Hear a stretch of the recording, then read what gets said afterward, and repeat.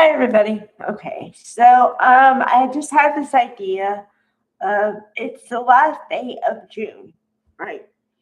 So I thought I'd give the soap operas a report card for how much coverage they gave LGBT for the month of June because it was Pride Month. Um, okay, I'm only going to be talking about two soap operas, the two I talk about on a daily basis, which are Bold and Beautiful and White Arm. Okay, I'll start with the worst grade first, and then I'll end with the best. Although it wasn't the best, but okay. So White Arm gets an F, okay, because now they tried to do the switcheroo on me and thought that I would notice it, but I did. They mentioned Mariah this month, mentioned her, but did we see her? No. Did we even think about seeing her? No. And Tessa was never mentioned at all. So F. Okay, I think that's self-explanatory. Okay, now Bold and Beautiful. I'd say you did a little bit better, but you still have room for improvement because I'm giving you a C. Now, if we go back to the days when I was in school, being high school, C is barely passing. Well, D is barely passing, but C is like okay, but not great. Okay, I'll explain why. Yes, you had a couple on there during the month. So I'll give you that. Because Deacon and Remy saw each other. Now, are they going to get back together? Don't know. That's still up in the air. The reason why you got to see is combined with the fact that you actually had a couple. You honestly did what I've been wanting you to do the whole time I've been covering soap operas, which is have a gay designer at a fashion house. So thank you, Soap Jesus. You finally did it. Because let me just explain to the people who don't get it. Okay. Number one, this soap opera, Bold and Beautiful, is set in LA, Los Angeles. Okay.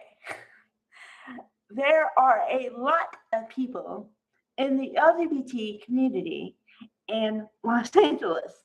Well, all over, actually. But for the longest time, I've been saying, okay, excuse me, aren't there like gay people in Los Angeles? Hello. And you have two fashion houses and you don't have a gay designer. Why? And you finally did it. Yay!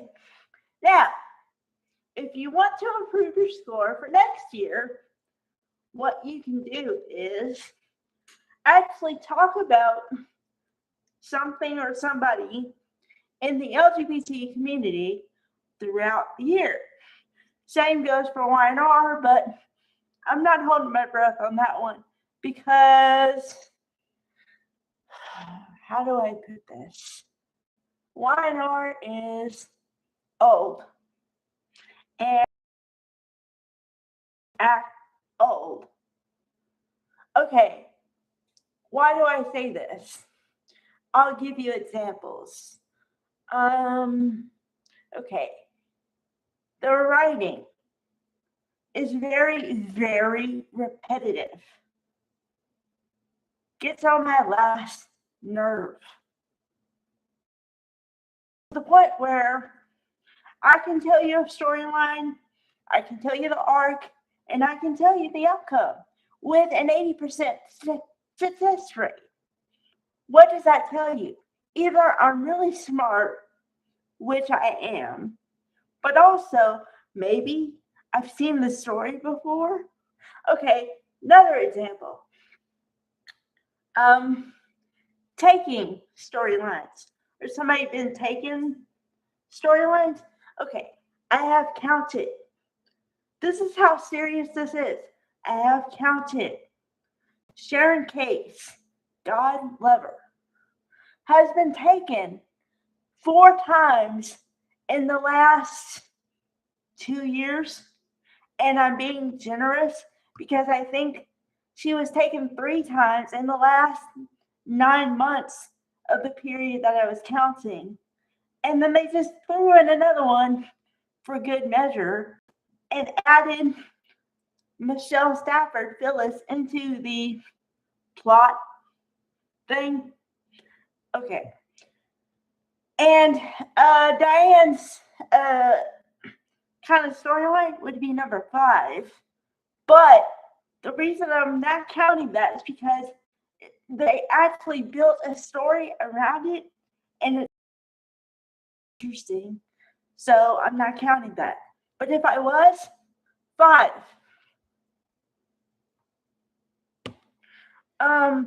Okay. Bold, you're doing pretty good as far as like storylines and keeping my attention, kind of. Okay, you are, however, slight changes here. I talked about it yesterday, and I'm going to talk about it today, but in a different manner here. Okay, now, just to remind you here, your audience is predominantly women. Okay, so please don't write down to us like we don't get what you're saying. Number 1. Number 2, could you not write characters in the same family who basically put down, demean people in their own family? Please and thank you, because it's kind of annoying. And if it happened in real life, it just wouldn't be right. Number 3. Okay, now Bold and the Beautiful, I'm going to be a little bit lax on this one because you guys have a kind of small cast, so you can't really, like, you do rotate, and not too many people to rotate, so I get it. Sweetheart, somebody, could you please, for the love of soap Jesus, rotate your people? Legit. Okay? It's called The Young and the Restless. And I'm not seeing a young person in a long time. And it is summer break. You can't tell me that you can't have young kids on your soap opera. So please and thank you.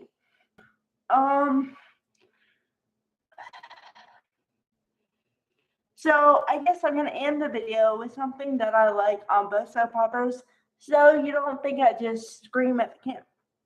Okay, now, Y&R, for the last, ever since you started the storyline with Susan Walters Ashby and Peter Brickman, love you, hands down. Now, okay, this seems kind of personal to me, so I might go off for a minute, but in a good way, because I have been praying to Soap Jesus. I'm like, please let them have a storyline with Peter Brickman and Susan Walters Ashby, because the chemistry is dynamite. And you did it, and then you added more people in it. Thank you. Thank you, thank you, thank you. Now, could you please keep it up? Please? Okay, now for Bold, like I said, generally, well, I don't know, up until the last couple of days, I think it's because, and this is partly my own fault, so I am going to take some of the blame here. Well, I don't know. Okay, you have 2 fashion houses, right? Okay, so when you say you're actually going to have a fashion show, I get all excited. But then when the fashion show comes, I want a really big payoff, and I really have high expectations, and that may be my fault. But I don't know. And then also, just I don't know. You're losing me on the of how you treat Heather Tom and Katie as a character. I don't like it because I love her and I love the character, and I don't like how you let I don't like how you write some of the characters to treat her because it's not her fault. And I know they're all doing a job, but could you write Catherine K. Lang a little nicer, please?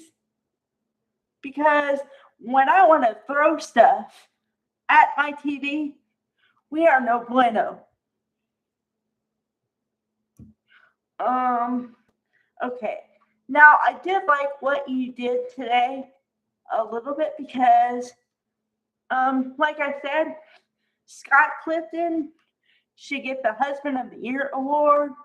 Liam, because he also said a line of dialogue that, well, because for some asinine reason, Hope felt guilty for her success.